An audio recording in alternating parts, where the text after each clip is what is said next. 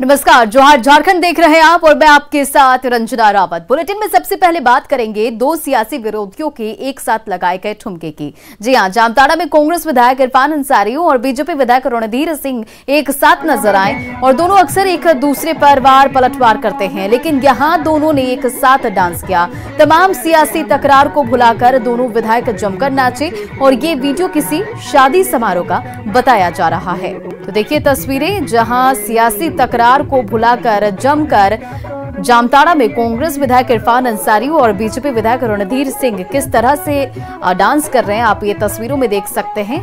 आप तस्वीरें में जो देख रहे हैं इसमें कांग्रेस और बीजेपी के विधायक हैं जो शादी समारोह में पहुंचे हैं और सियासी तकरार को भुलाकर जमकर डांस कर रहे हैं। तस्वीरें देखिए। और झारखंड में मरीजों की बेहतर सुविधा देने के लिए राज्य सरकार कितना भी दावा कर ले, लेकिन हकीकत आपके सामने दिखी जाती है। गढ़वा स्वास्थ्य विभाग की तरफ से प्रखंड स्तरीय स्वास्थ्य मेला का आयोजन किया गया था, जिसमें इलाके के कई लोग पहुंचे थे, लेकिन इसी दौरान एक महिला बेहोश हो गई, जिसके बाद वहां मौजूद किसी भी स्वास्थ्य कर्मी ने महिला को देखना मुनासिब भी नहीं समझा। महिला के पति ने स्वास्थ्य कर्मियों के रवैये को देखकर वो खुद अपनी पत्नी को कंधे पर उठा लिए और ओपीडी तक लेकर पहुंचे। तस्वीरें देखिए कि किस तरह से महिला को स्ट्रेचर नहीं मिला। स्वास्थ्य कर्मी जो वहां पर मौजूद थे उन्होंने मुनासिब नहीं समझा कि मदद की जाए, तो आखिरकार महिला के पति ने ही अपनी पत्नी को गोद में उठाए और फिर अस्पताल पहुंचे। और ऐसी तस्वीर ये कोई पहली बार नहीं है।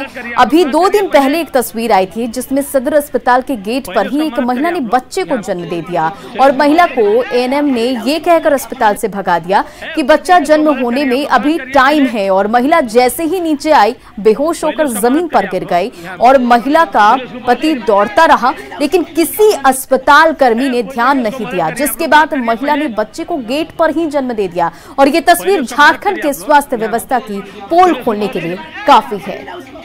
तो देखिए दो तस्वीर आपके टीवी स्क्रीन पर इस वक्त की किस तरह से महिला जो है वो बेहोश हो गई और उसके बाद स्ट्रेचर नहीं मिला, तो आखिरकार पति ने ही उसे अपनी गोद में उठाया और उसके बाद अस्पताल पहुंचाया। दूसरी तस्वीरें देखिए बदहाली की स्वास्थ्य व्यवस्था की पोल खोलती दूसरी तस्वीर भी आपके टीवी स्क्रीन पर कि किस तरह से एएनएम ने ये कहकर महिला को भेज दिया कि अभी बच्चे के होने में टाइम है, और जब वो गेट से नीचे उतरती है तो वो बच्चे को वहां जन्म दे देती है। उसका मदद करिए आप लोग, चलिए उसको मदद करिए। कोरोना टीका ले चुके 18 से 59 वर्ष के लोगों को प्रिकॉशन डोज लेने को लेकर मोबाइल पर मैसेज आ रहे हैं, लेकिन उन्हें टीका नहीं लग पा रहा है। 18 से 59 साल से अधिक आयु के लोग मैसेज आने के बाद निजी केंद्रों का चक्कर लगा रहे हैं। रांची से ज्यादा जानकारी दे रहे हैं हमारे सहयोगी निरंजन कुमार। कोरोना के चौथी लहर की दस्तक आ रही है। बूस्टर डोज के मैसेज तो आ रहे हैं, लेकिन बूस्टर डोज लोगों को नहीं मिल रहा है। झारखंड के 5 जिलों छोड़कर अन्य जिलों के निजी अस्पतालों में नहीं हो रहा है टीकाकरण। 18 वर्ष से 59 वर्ष के नागरिकों को निजी टीकाकरण केंद्रों पर ही पड़ना है टीका। कुछ राज्यों में कोरोना केस बढ़ने के बाद लेना चाहते हैं डोज, लेकिन मोबाइल पर तो मैसेज आ रहे हैं, जाने के बाद बूस्टर डोज नहीं मिल पा रहा है। केंद्र सरकार की योजनाओं को लेकर 18 से 59 वर्ष की आयु को बूस्टर डोज देने का प्रावधान किया गया है, लेकिन मैसेज मोबाइल पर तो साफ तौर पर दिख रहे हैं, लेकिन वहीं जब ग्राउंड पर जाने के लिए जाते हैं वहां नहीं मिल पाता है। कैमरामैन संत के साथ निरंजन, न्यूज 18 रांची। और एक तरफ जहां राज्य में स्वास्थ्य व्यवस्था का हाल जर्जर है, तो वहीं राज्य के स्वास्थ्य मंत्री बन्ना गुप्ता प्रोत्साहन राशि का बंटाधार करने में जुटे हैं। स्वास्थ्य मंत्री बन्ना गुप्ता और उनके नजदीकी लोगों के द्वारा कोविड प्रोत्साहन राशि लेने के मामले में नया मोड़ आया है। स्वास्थ्य मंत्री के कोषांग से भेजी गई 60 लोगों की सूची में से 54 लोगों को प्रोत्साहन राशि का भुगतान किया जा चुका है। इन्हें डोरंडा ट्रेजरी से भुगतान किया गया है और वही मंत्री बन्ना गुप्ता, उनके आप्त सचिव सहित 6 में लोगों का भुगतान नहीं हो पाया और इनका भुगतान प्रोजेक्ट भवन के कोषागार में समय से बिल नहीं पहुंचने और आरबीआई का सर्वर बंद होने के कारण नहीं हो सका। बताते चले आपको कि स्वास्थ्य मंत्री ने दावा किया था कि उनके कोषांग से जिन लोगों के नाम पैसे भेजे गए हैं उनको भुगतान नहीं हुआ। वहीं मंत्री के इस दावे को सरयू राय ने खारिज करते हुए मुख्यमंत्री हेमंत सोरेन को पत्र भेजकर संबंधित दस्तावेज भी भेजे हैं और जिसमें उन्होंने कहा कि स्वास्थ्य मंत्री अपने पद का दुरुपयोग कर रहे हैं।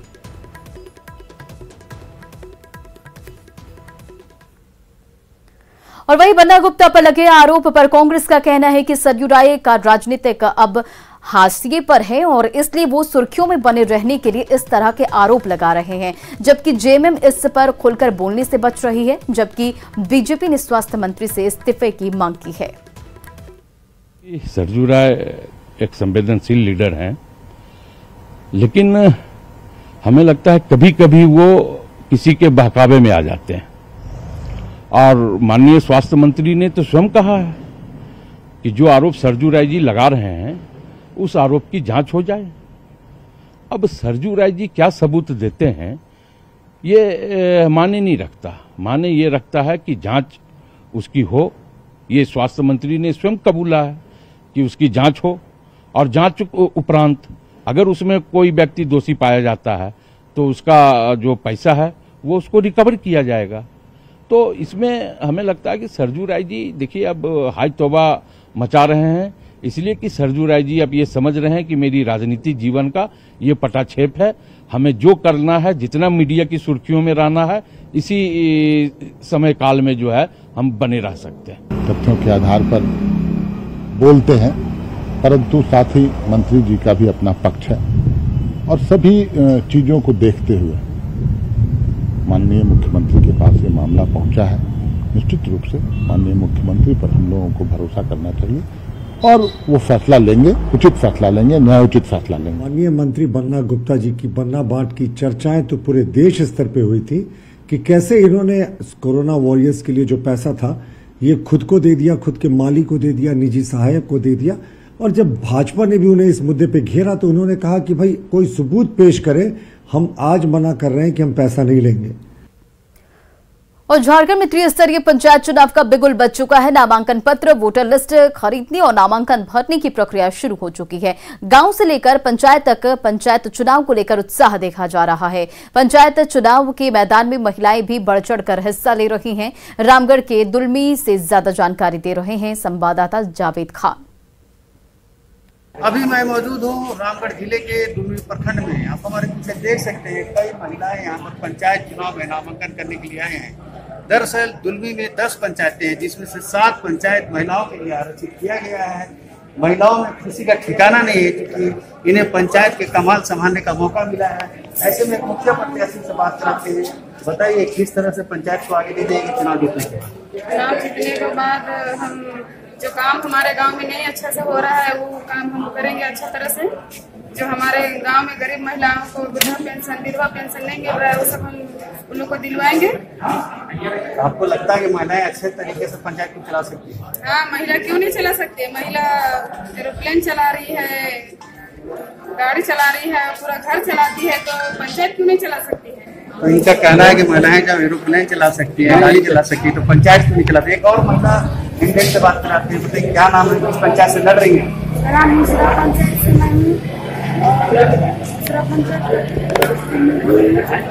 आप विकास करना चाहती हैं?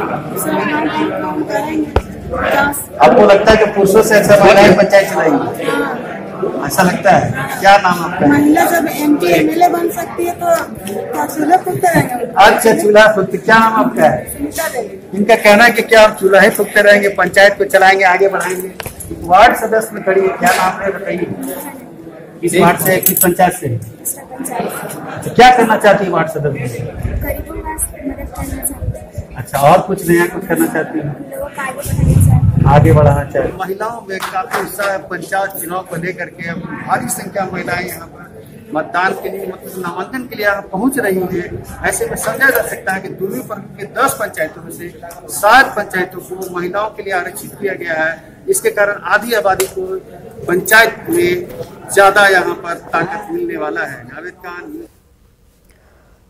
और केंद्रीय मंत्रियों के झारखंड दौरे पर रोक नहीं लगेगी। राज्य निर्वाचन आयोग मंत्रियों के सरकारी दौरे को आदर्श आचार संहिता का उल्लंघन नहीं मानती। यदि वे सरकारी दौरे के क्रम में प्रत्यक्ष या अप्रत्यक्ष रूप से चुनाव प्रचार करेंगे तो इसे आदर्श आचार संहिता का उल्लंघन माना जाएगा। आयोग ने फिलहाल इसकी जिम्मेदारी उपायुक्त जिला निर्वाचन पदाधिकारियों को निर्णय लेने के लिए दिया है कि केंद्रीय मंत्रियों के दौरे के दौरान आचार संहिता का उल्लंघन हो रहा है या नहीं, इसकी जानकारी वो दें और उन्हें देखें। यदि आचार संहिता का उल्लंघन होता है तो उपायुक्त संबंधित प्रावधानों के तहत आवश्यक कार्रवाई करेंगे। आपको बताते चले कि जेएमएम और कांग्रेस ने संयुक्त रूप से राज्य निर्वाचन आयोग को ज्ञापन सौंपकर केंद्रीय मंत्रियों के दौरे पर रोक लगाने की मांग की है और दोनों दलों का कहना है कि ये आचार संहिता का उल्लंघन है क्योंकि केंद्रीय मंत्री बीजेपी के कार्यकर्ताओं से भी मिलेंगे।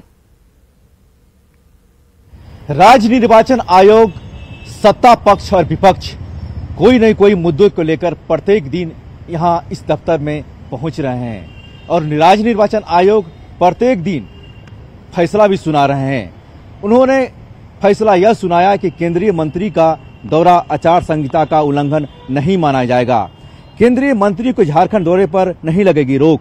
निर्वाचन आयोग मंत्रियों के सरकारी दौरे को आचार संहिता का उल्लंघन नहीं मानता है और प्रत्यक्ष रूप से चुनाव प्रचार करेंगे तो इसे आदर्श आचार संहिता का उल्लंघन माना जाएगा। हालांकि केंद्रीय मंत्री निश्चित तौर पर लगातार राज्य के दौरे पर हैं और अपने विभाग के आला अधिकारियों के साथ राज्य के विकास को लेकर समीक्षा बैठक कर रहे हैं। अब आचार संहिता के उल्लंघन को लेकर जिस तरह से झारखंड मुक्ति मोर्चा और कांग्रेस ने आकर राज्य निर्वाचन आयोग को ज्ञापन सौंपा था, उस पर विराम तो जरूर लग गई है। कैमरामैन संत के साथ निरंजन सिंह, न्यूज़ 18 रांची। राज्य निर्वाचन आयोग के फैसले का बीजेपी ने स्वागत किया है तो वहीं जेएमएम और कांग्रेस को जवाब देते नहीं बन रहा है क्योंकि जेएमएम और कांग्रेस निर्वाचन के फैसले में पॉजिटिव बातें खोज रही है और जेएमएम का कहना है कि डीसी को निर्वाचन आयोग ने मॉनिटरिंग करने की बात कही गई, जबकि कांग्रेस पूरे मामले पर गोलमोल जवाब दे रही है। आरक्षण पर घिरी ये सरकार तरह तरह के हथकंडे अपनाएगी लोगों का ध्यान बांटने के लिए, क्योंकि ये चुनाव उन्होंने ओबीसी वर्ग को बिना आरक्षण दिए कराने का निर्णय लिया जिसका हमने कड़ा विरोध किया था। उसके बाद ओबीसी समाज में इनका जबरदस्त विरोध हो रहा है तो उसके बाद इन्होंने ऐसी ही नौटंकी शुरू की ताकि लोगों का ध्यान बांट सके। जो केंद्रीय मंत्रियों का आधिकारिक दौरा है आकांक्षी जिलों में, उसको उन्होंने कहा कि ये मुखिया के चुनाव को प्रभावित करने के लिए केंद्रीय कैबिनेट के मंत्री आ रहे हैं, जो कि पूरी हास्यास्पद बात है। सकारात्मक पहलू भी है। निर्वाचन आयोग ने तो स्पष्ट किया कि नहीं ठीक है, दौरा आचार संहिता का उल्लंघन नहीं है, परंतु साथ ही ये भी जोड़ा कि अगर कहीं भी आचार संहिता का उल्लंघन का मामला होता है तो संबंधित जिलाधिकारी, जिला निर्वाचन पदाधिकारी इसको देखें और संज्ञान लें और इसकी तत्काल सूचना दें। तो ये बहुत बड़ी बात है और हम लोग समझते हैं कि निर्वाचन आयोग निष्पक्ष रूप से हमारी भावनाओं को समझते हुए, हमारी शिकायतों को देखते हुए एक पैनी नजर बना के रखेगा और ये चुनाव को निष्पक्ष रूप से संपन्न कराने में एक महत्वपूर्ण साबित होगा। को ये समझना होगा कि भारतीय जनता पार्टी के स्थापना दिवस के शुभ उपलक्ष्य पे अगर केंद्रीय मंत्री आते हैं तो क्या वो निजी कार्यक्रम होगा या वो सरकारी कार्यक्रम होगा। चुनाव आयोग को इसका भी डिफाइंड कम से कम कर देना चाहिए। समय में अगर चुनाव आयोग ने कुछ कहा है तो हमें लगता है कि इस पे गंभीरता से चुनाव आयोग को विचार कर लेना चाहिए। और बुलेटिन में बात करते हैं जल संकट की। सिमडेगा में इंदटांड गांव के लोग गड्ढे का पानी पीने को मजबूर है। सवाल है कि आखिर जब पेयजल की योजनाएं बनती है तो इतना बड़ा इलाका प्यासा कैसे रह जाता है। रिपोर्ट देखिए।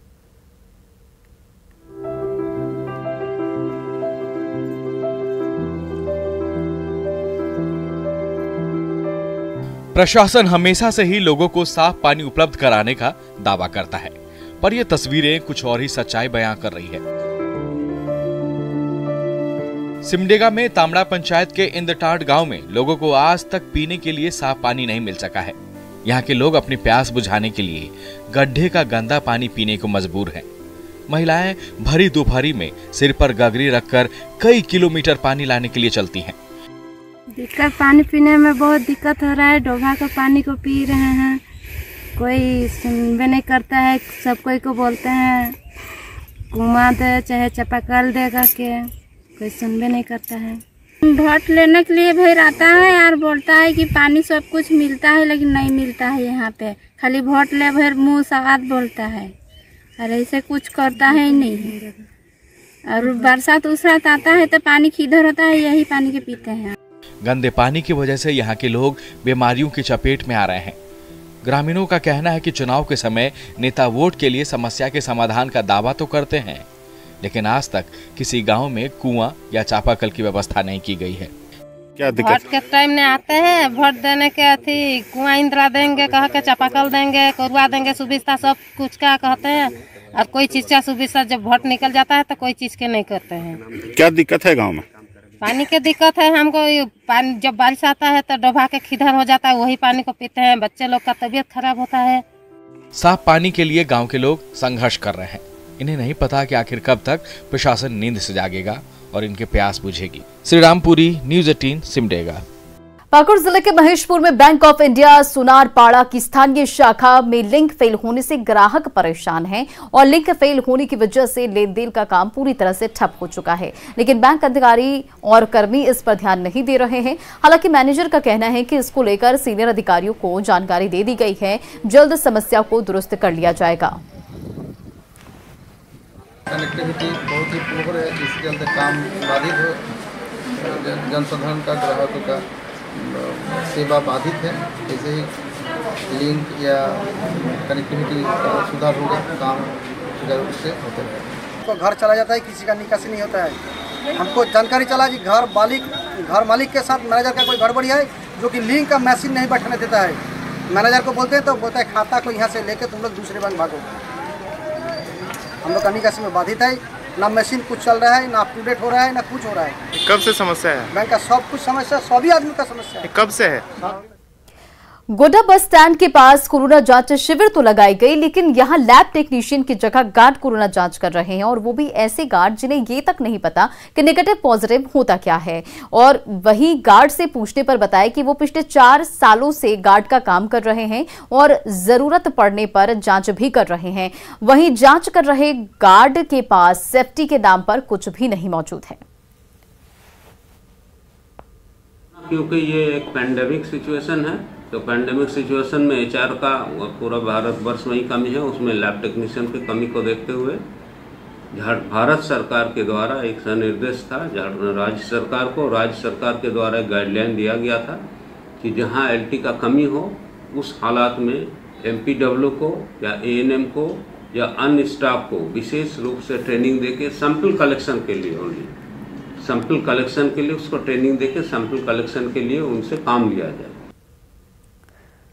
कोकून की खेती अब गोड्डा में भी देखी जा रही है। गोड्डा के कई क्षेत्रों में कोकून से धागे निकालने की प्रक्रिया चलती है। गोड्डा के फाटा गांव के नजदीक तितली ग्राम में एक किसान एनजीओ की मदद से कोकून की खेती कर रहा है। कोकून की खेती कर रहे किसान से बातचीत की हमारे संवाददाता गौरव झा ने। तसर आपने सुना होगा, सिल्क आपने सुना होगा, लेकिन तसर और सिल्क बनता कैसे है ये अभी बहुत ही कम लोगों को पता है। और इस वक्त हम जिस जगह पर खड़े हैं ये आपको कोकून नजर आ रहा होगा, और इसी के माध्यम से ये धागा बनता है। ये धागा तसर का है और बनने की प्रक्रिया ये है। ये कैसे बनता है, पूरा सिस्टम क्या है, ये भी हम आपको बता दें कि ये पेड़ पर उगता है और इसके अंदर से निकलने वाली तितलियां एक कीड़े को जन्म देती है, और उस कीड़े के माध्यम से इस तरीके का कोकून तैयार होता है, और इस कोकून से फिर ये धागा तैयार होता है। हमारे साथ एक यहाँ पर लोग हैं, ये जानते हैं, ये किसान हैं, इनको पता है कि आखिर पूरा सिस्टम क्या है। अब देखिए ये पहले तितली से अंडा दिया जाता है। अंडा को 72 घंटा में हम लोग ले जाते हैं प्लांटेशन में अंडा अपने आप फूट जाता है।